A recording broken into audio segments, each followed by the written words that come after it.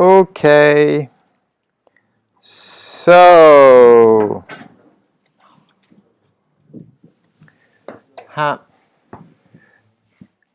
Yeah, so it works like Friday. I guess I have to code a few bits just to show what I mean with this assignment. And we didn't go through everything on this, well, before lunch either, to actually make you help work this out. So at least I published the assignment, and it is, well, let's see what we are going to do. Blah blah, client side, yes, nice. XAMPP, yep, let's check up on XAMPP. If you already have installed Node, you can play around with it, but you won't have any sort of, it's not used in the assignment. It is basically two things we are going to do. So we are going to do some coding and use event handlers in the browser. And I'm going to show how you can use them now. So it is about event handlers, and it is about the document object model, the Doom tree. It is. Yeah. And we're going to use the fetch API just to see how you told me you are quite used to getting a JSON response from a server somewhere. So we're just going to see how it's done in the browser. So, event handlers, Doom, fetch, and a small exercise just to get acquainted with the JavaScript environment in the browser. And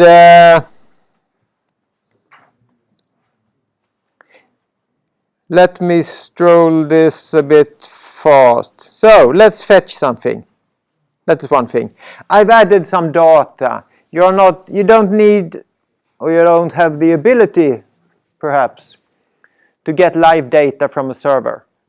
So download the data to your own directory, and then you have a JSON file, and then you can fetch it using fetch, but from your local web server. So we don't work with the statistical central agency or the actual REST API in this exercise. But we're going to do some fetch. We're going to have a JSON structure, and I would just want you to take that structure and write it out to an HTML table, show it off, just to show that you can use fetch and update the web page dynamically without reload. And then we're going to have a movable object, for example, a duck. So let's have a duck moving around on the screen, and let something happen when we click on it. And this is sort of,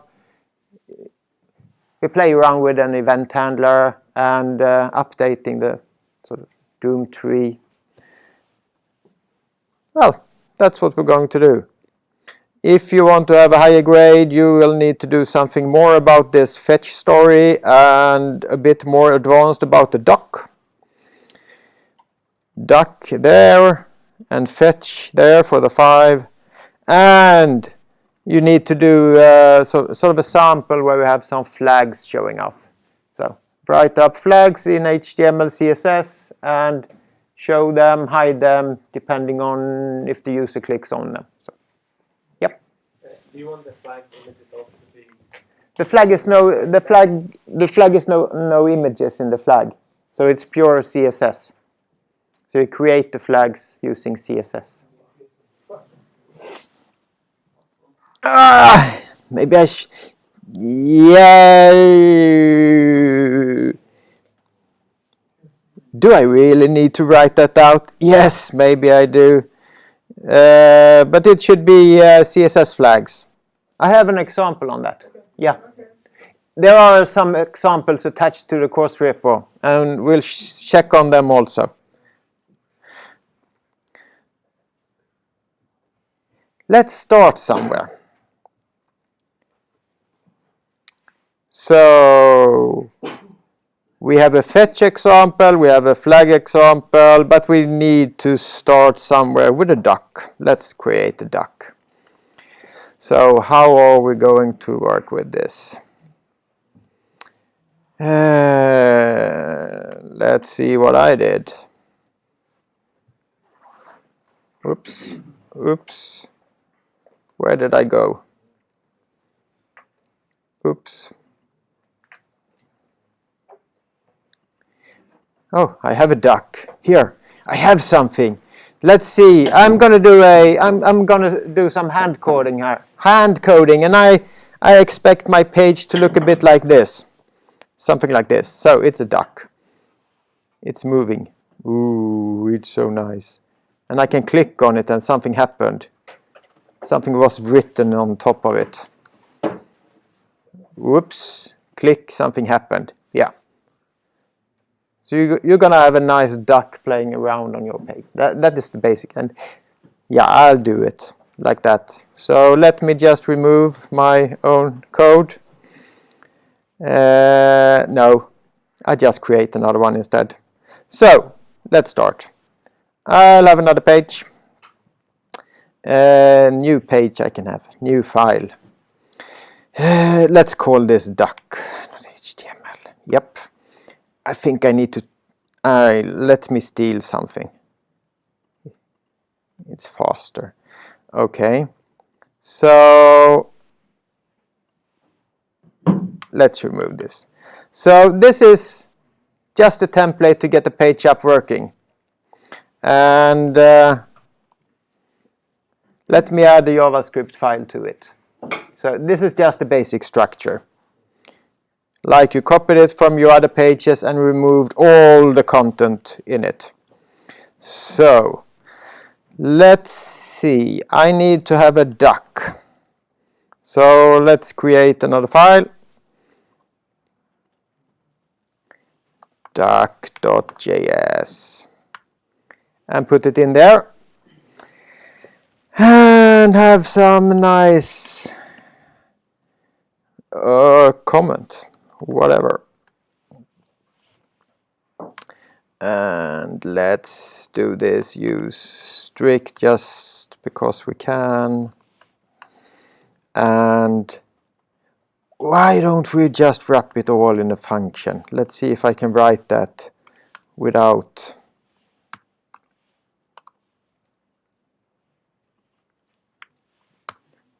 copying it from somewhere.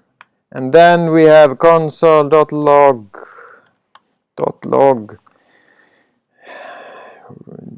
duck ready duck, whatever. There we go. And I have a page. So, yep, is it. So,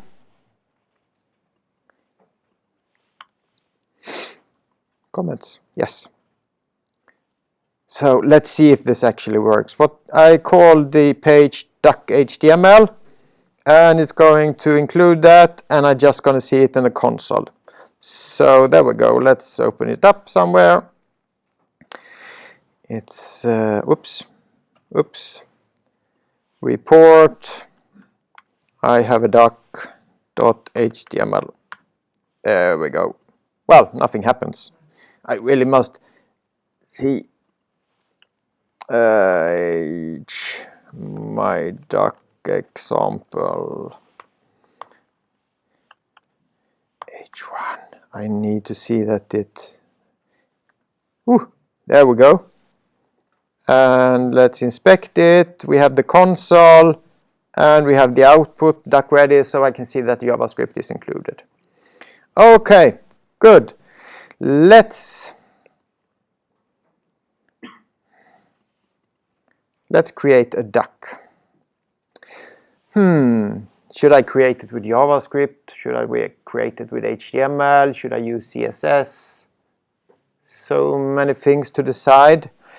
But one nice way of creating a duck could be like doing a div like that, and just fill it up with a background image of a duck. Since I will work with JavaScript here, so I want to attach an ID to just this HTML document, so I can attach to it from JavaScript. So I can get this element in JavaScript and sort of do something with it. So that's why I add an ID element, and then I want to style it, and then I style it as a duck. So ID duck, class duck. And let's move into the CSS. And let's remove that. Okay? Bygone, the duck is not working anymore. Okay, let's have it like this. I do could I do, oops, there. Let's start again from scratch. So I'll style it with a duck. As a duck, duck, whatever. There we go. And it's a div. So if I want to have this div in a specific, well, width and height. So let's make this width 128 pixels perhaps. Or we have a large duck, 256. That's a large duck. 128. And then let's give it in height, 128 pixels.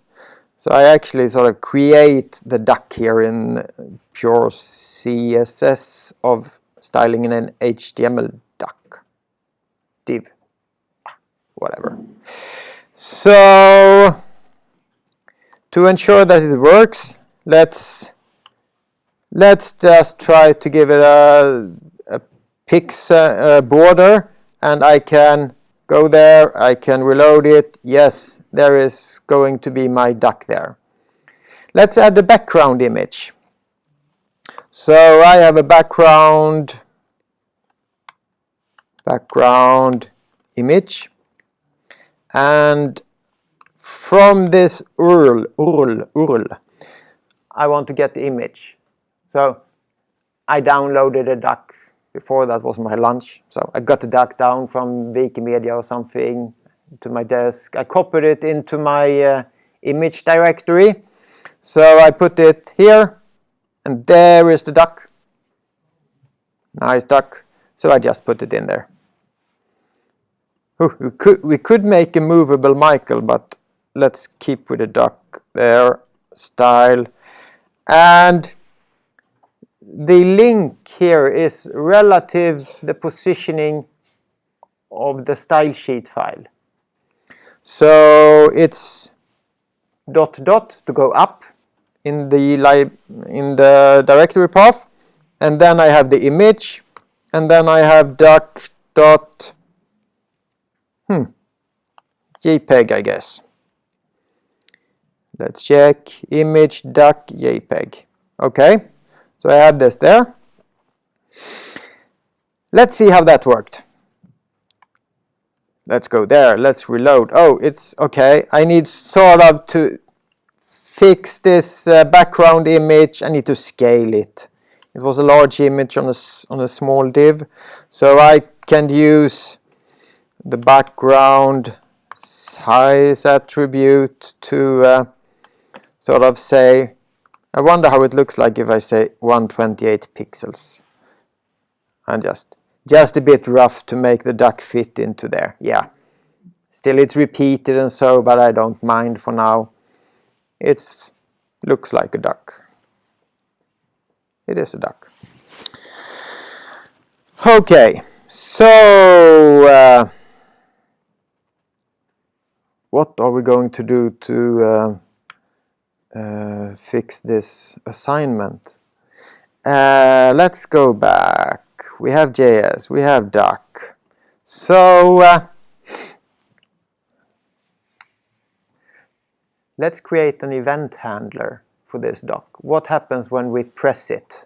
The whole browser, as any sort of desktop application, is built on many sort of event handlers. A lot of events happening. When the user moves the mouse over, when the user clicks somewhere, and each this small HTML in the whole document sort of listening to these events.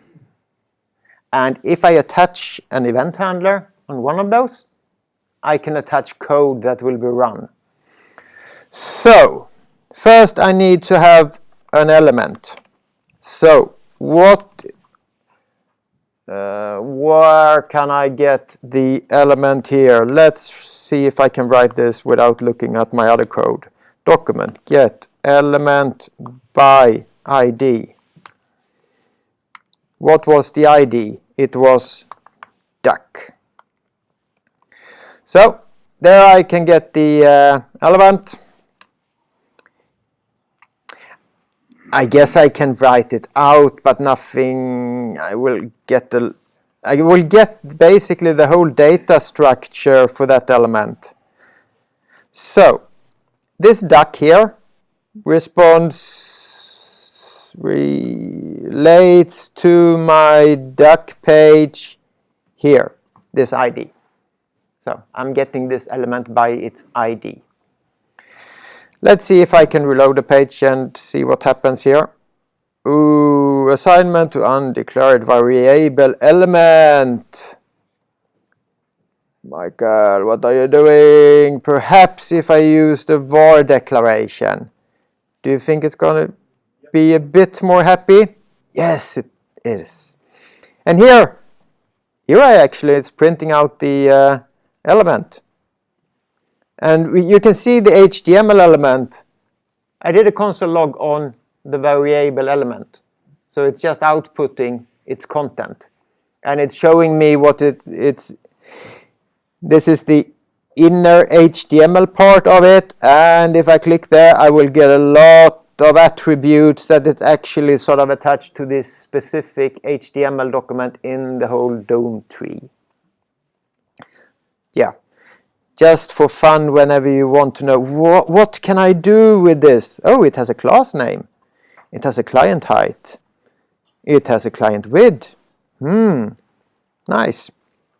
So all these properties is attached to it. Okay. So I have the element and I want to add a element dot add event listener. Add event listener.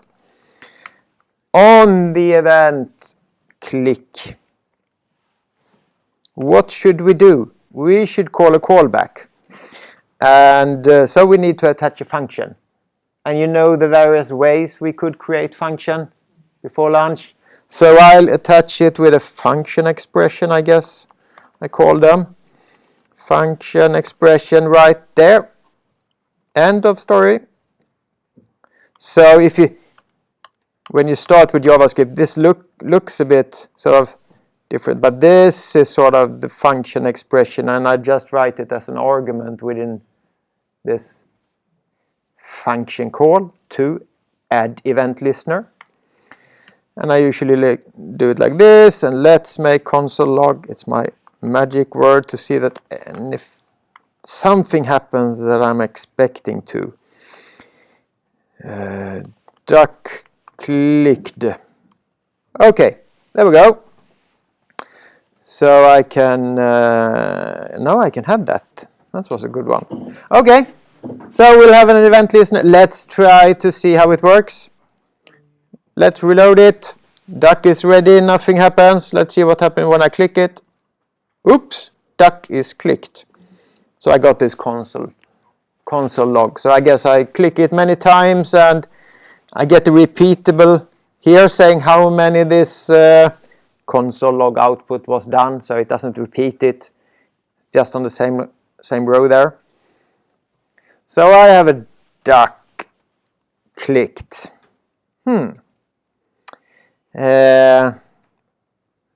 what could I do more?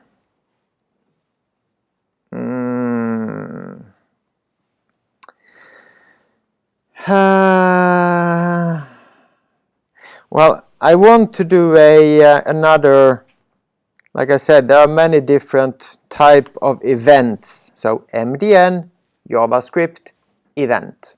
And I'm going to give it a long list of all the events available in JavaScript that we can attach. So to get the access to the Doom tree. So this element is one part, tiny part of the Doom tree. And this document, well, that's the Doom tree. And I used a method of that document, get me the specific element that is identified with this particular ID.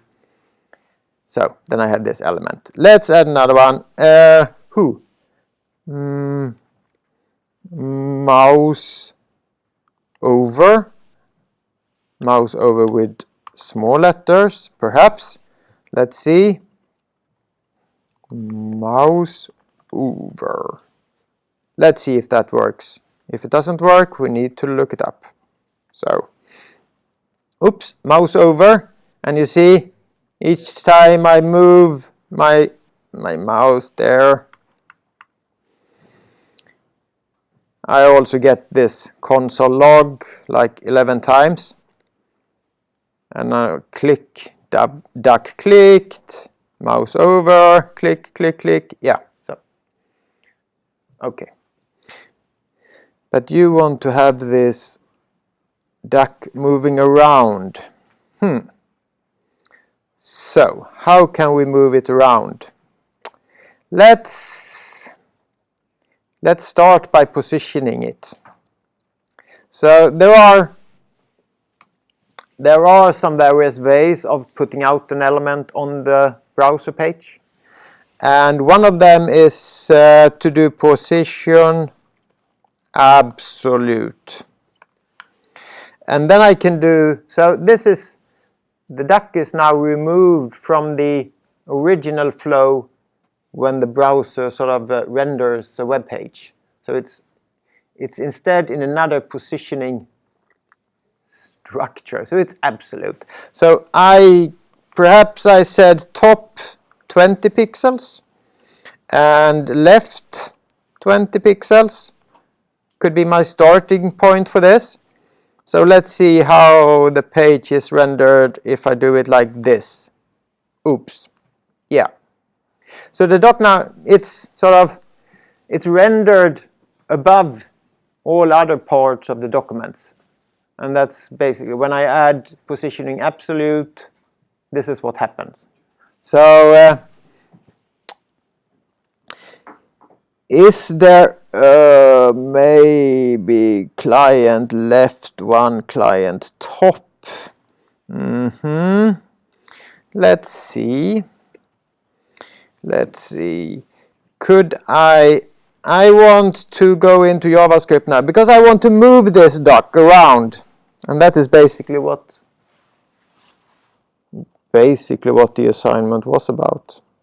So let's go into here. So, can I do this without cheating on my own code or looking at it? Maybe mouse over. So to actually move it, we can add some style to it. So if we have the element and it has some style and we add left. And this might be we want to update that. But what should we read? I think we can read, maybe we could read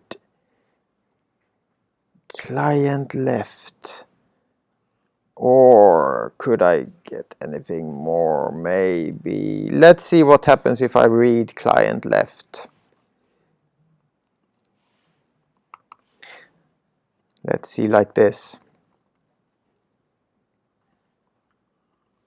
Element dot style dot left. So I write out that, and I write out element client left. Let's see if that works.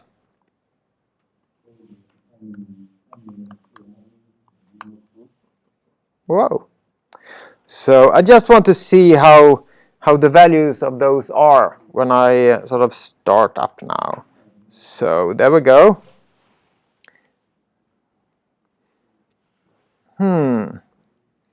Mouse over.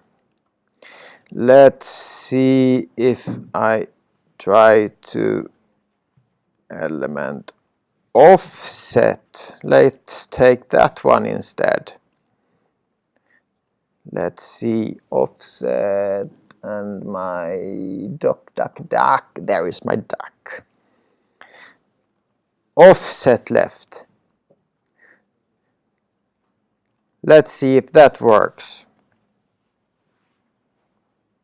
Now I got this 20. That was my original position from the CSS style sheet. So let's take offset left. Let's make this a movable duck then. Element style left. Let's see. Element offset left plus 20. Yeah, plus 20. And plus, and this is, some of these positioning needs to have a pixel or EM or sort of a label after the value, and some don't. So this is could be a bit tricky. I need to go into the documentation, MDN, read about it. How should I actually write this construct? Should I add pixels or not? It's a bit tricky. Let's see if this works. Oops. So I reload the page. Oops, yeah, something happens. So each time I move over the duck, it is sort of moving. And maybe that was somehow the, yeah, I think that was more or less the basics of the assignment. But if you move it a bit more nicer, or if you add some random, when the user move over it, you sort of create the next position using some random stuff, and you try to figure out how wide is my browser window currently. So find out the browser width, browser height, and when the user clicks on your duck or hover it, move it to another page. Add some CSS transition to make the movement a bit smoother, but sliding over. Yeah. But this is the basic thing in the assignment, and it is JavaScript code. This get an element from the DOM tree, read properties from it, set properties of it, sort of to affect it, and add event listeners to a particular element. Yeah, and make something happen. So it's a small code session just to get going. Okay?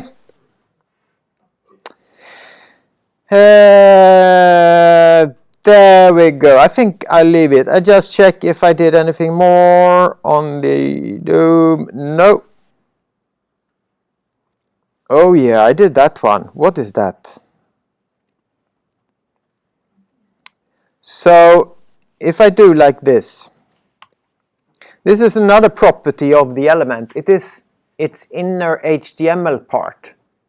And if you remember how this duck was created, this is the HTML element, and here, this is the inner part, inner HTML, there. So if I start here, I will have the text inner HTML on top of the duck, and when I click on it, I will change that to inner HTML and a paragraph called moped. Well, I will add onto it, so I will not overwrite it, I will add to it. Let's see what happens. Let's see if it works like we expect. So, there we go. You can see it's inner HTML there. Oops, I clicked on it and it's moped, moped, moped. Let's see that again. So, I can rewrite the content of the whole document tree, really. I can add nodes. This element here, it is a node in the tree. And I can change its content, its inner content. So, if I remove that part, well, if I remove that part and I add offset left, I do like this. Offset left. I assume I will get, each time I click on it, it will update its current position with a left there. So let's do reload. Click. Click. Yeah, it's, whoops, it's hard to click on it. It's 40, it's 440, it's 540, 500. Yeah, you know, you get the point. Yeah.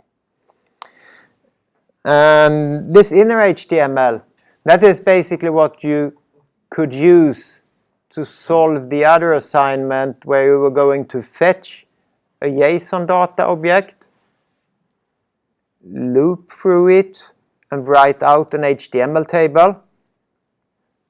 And then you need sort of to create the HTML table as a string concatenation. That would be one way to solve it. I can think of other ways also. So, I think that is fine. Let's see what we have. We have some examples. We have a duck hunt. Oh, you shouldn't. I don't know how that looks like. It's usually more messy code in our examples. Let's see how the examples are here.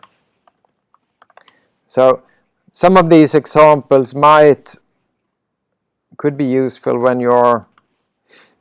We have a duck hunt. Index. Oops. 1, 2, 3. No. 1, 2, 3. Yeah, you get it. So it's a movable duck. Yep, it is.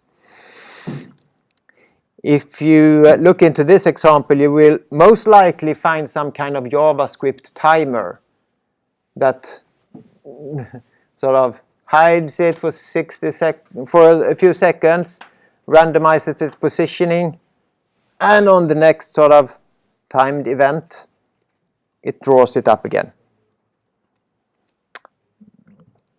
And we're gonna do a flag. These so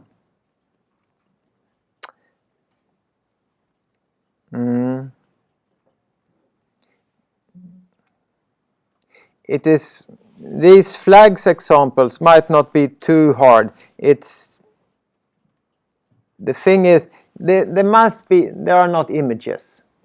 So this flag that you are creating here must be done with CSS. So maybe I should write that. Well, yeah.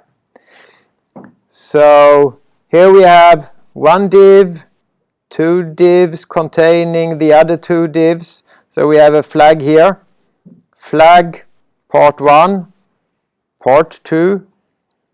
So you style it up, CSS, and then you just attach a some kind of event handler to show them, and when you click on them, they should disappear.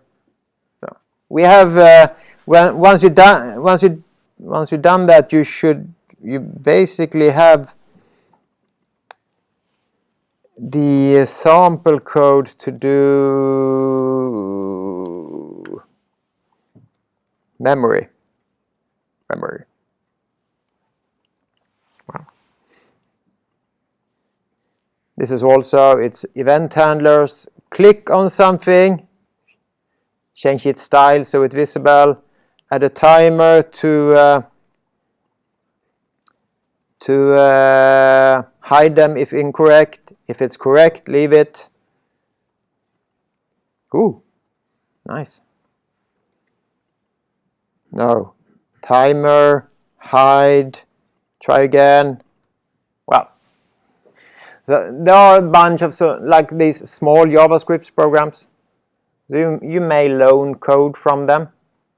Find how do you really do these small things?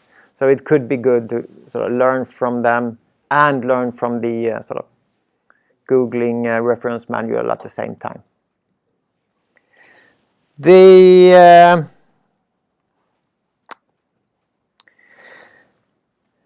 fetch example is not that large. It doesn't. So I have data. My data might look like this. Oops. If I maybe I could format it if I know how to. JSON.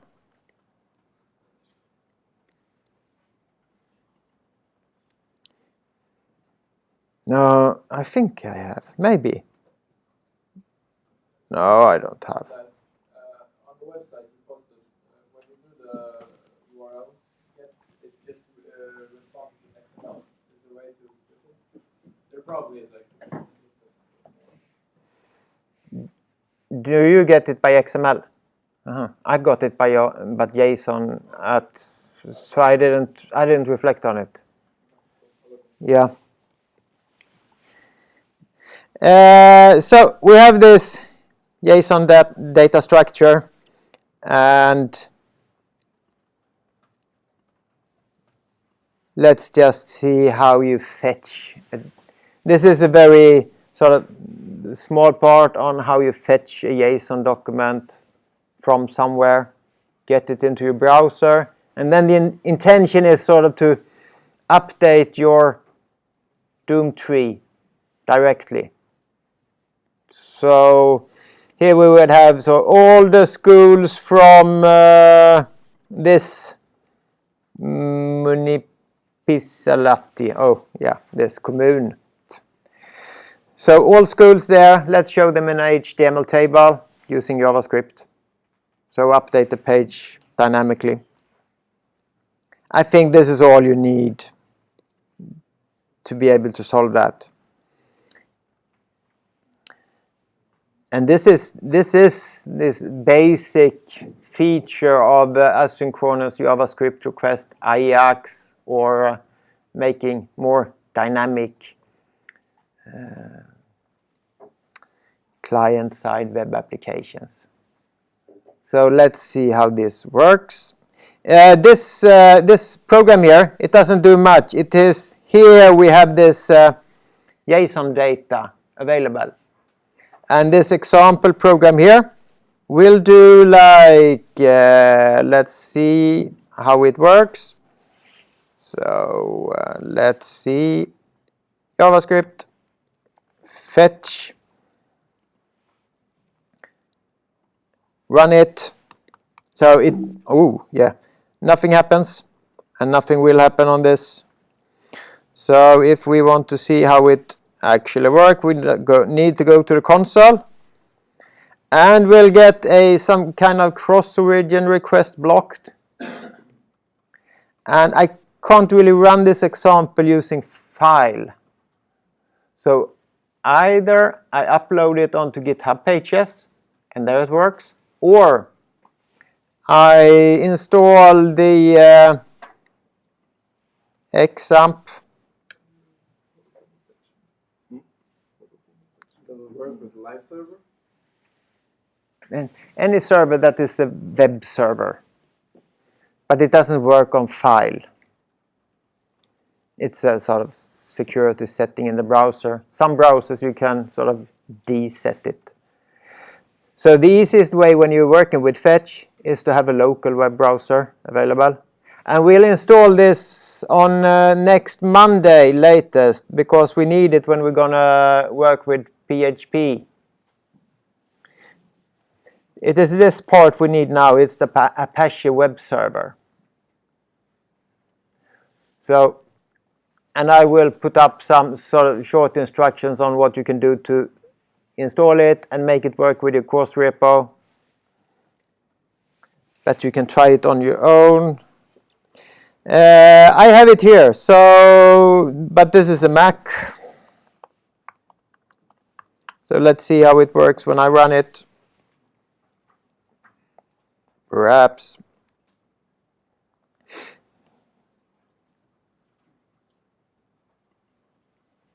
There it is. Oops.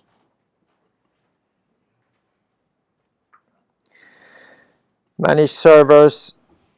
Oh, my Apache web server is already running. It's good because it's that button there. It's saying start and stop it. So for some reason I can't see it now. So I already have my small Apache web server up running.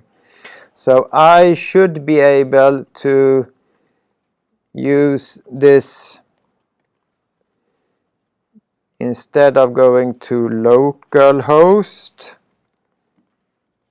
No, that is not how to write it. It's http://localhost. And then I know that my URL or my path to this example should be something like moose. There it is. So here we go. So when we have this up and running then on our localhost, or if you publish it to GitHub pages.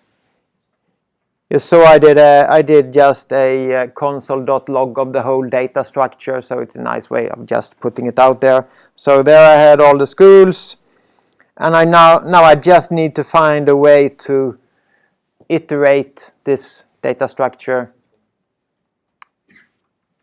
get those things up and put them out on a HTML table.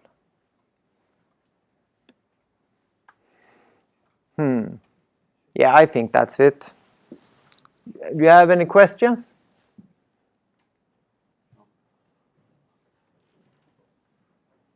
No. So, but you can, if you want to, you can just try on the assignment if you want to. Know that you got going. I'll stay here for 1 hour and ask me any questions if you want to.